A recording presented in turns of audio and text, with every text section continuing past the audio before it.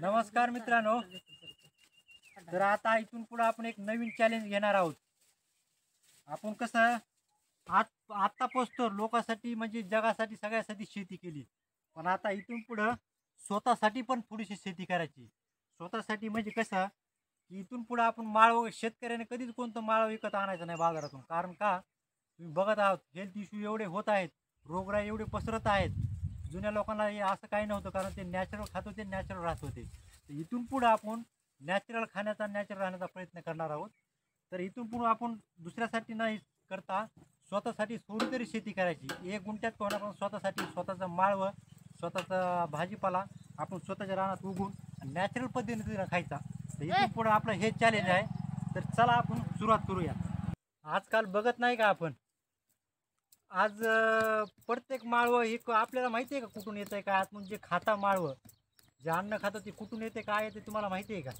नाही ना। कारण आजकाल उत्पन्न वाढवण्यासाठी लोकांनी केमिकल फवारण्या खतं एवढे वापरले, त्याच्यामधून माणसाला एवढी हानी होत आहे। आज बघत आहे आपण कॅन्सर सारखे आजार एवढे महामारी पसरत आहे जोरजोराने, कारण ते लोकांचं आरोग्य निरोगी राहिलेच नाही ना, सगळं केमिकलचं खाणं झालंय। त्याच्यामुळं हा संकल्प आम्ही निवडलेला आहे। तुम्हाला कसा वाटते संकल्प मित्रांनो? आणि तुम्हाला बी चांगला वाटत असेल, तुमच्याकडे बी थोडीफार शेती असेल, तर ह्या प्रयोगामध्ये तुम्ही हा प्रयोग करून बघू शकता। तुम्ही पण करा। म्हणूनच म्हणतो मी, ऊट शेतकऱ्या जागा हो, निरोगी आयुष्याचा धागा हो। ऊट शेतकऱ्या जागा हो, निरोगी आयुष्याचा धागा हो। म्हणून इथून पुढं आपण स्वतःसाठी आजपर्यंत इतरांसाठी शेती करीत आहात, पण इथून पुढं स्वतःसाठी पण शेतकरी करा, शेती करा आणि निरोगी आयुष्य जगा। कारण ही मगत आहे तुम्ही, आज आपण मोठमोठे प्रोडक्ट यूज करतो, ब्युटी प्रोडक्ट, हे प्रोडक्ट, ते प्रोडक्ट, ते मोठमोठ्या कंपन्यामधून येतो। पण जे तुमचं अन्नधान्य, जे तुमच्या मशीनमध्ये, जे तुमच्या आरोग्याला निगडीत आहे, जे तुमच्या पोटात जाणार आहे, त्या गोष्टीचं काय तुम्ही कुठून चेक करता? पालेभाज्या विचारता का तुम्ही कोणत्या शेतातून आला, कसा पिकवला, काय केला? नाही ना। म्हणून म्हणतो तुम्ही ह्या प्रोडक्टचे तुम्ही स्वतः मालक आहात, शेतकरी स्वतः मालक आहात। ही तुमची कंपनी आहे, इथून तुम्ही स्वतःचं अन्न स्वतः उगवून तुम्ही स्वतः खाऊ शकता। म्हणूनच म्हणतो निरोगी राहायचं असेल, त्या जगामध्ये निरोगी राहायचं असेल, आजारापासून वाचायचं असेल, तर आजपासून आपल्याला हा संकल्प केलाच पाहिजे। थोडी एक गुंठा का असना जमीन तुम्ही त्याच्यामध्ये प्रयोग करा आणि तुमचं स्वतःचं माळवं स्वतः पिकवा। हां, ऑर्गॅनिक। म्हणून इथून पुढं आजपासून आपल्याला लक्षात ठेवायचं आणि निरोगी आयुष्य जगायचं, निरोगी खायचं, निरोगी राहायचं।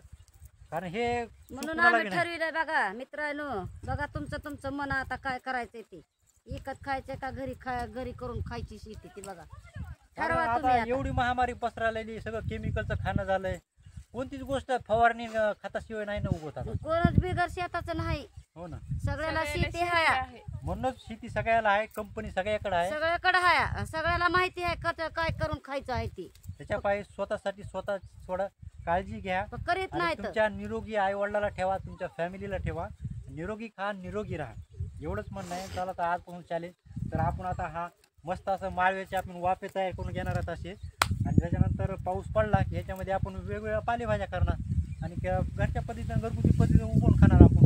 कारण आपल्या पुरतं होतं या प्रत्येकाला आता एवढं, अगं शेतकऱ्याची अशी परिस्थिती आहे, 25-25, 30-30 एकरवाला शेतकरी आज बाजारात पिशवी घेऊन जातोय माळवाला। हा मग तसं चालतं की एक साहेब आलता नाही एक, मग काय करायचे त्या शेतीला? तुम्ही स्वतःसाठी एवढी स्वतःची म्हणजे एवढी शेती करू शकत नाही, तर त्या एवढ्या मोठ्या शेतीचा काय उपयोग तुमच्या?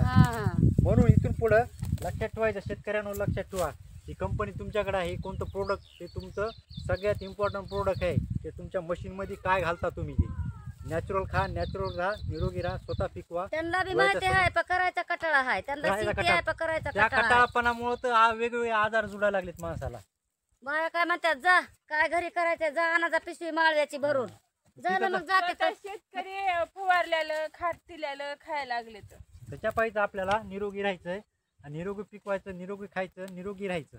इथून पुढे हाच मंत्र। आणि हे खायचं तर हेच खायचं, नाही तर उपास चटणी बरं खायचं। हा, मग माझं गावाकडे एवढी मोठी पगाराची ड्युटी सोडून मी माझ्या गावाकडे येण्याचं कारण काय? आज माझा इंजिनियर होता, आज निरोगी, मला निरोगी आयुष्य जगायचंय, निरोगी राहायचे, निरोगी खाऊन सुखी आयुष्य जगायचं।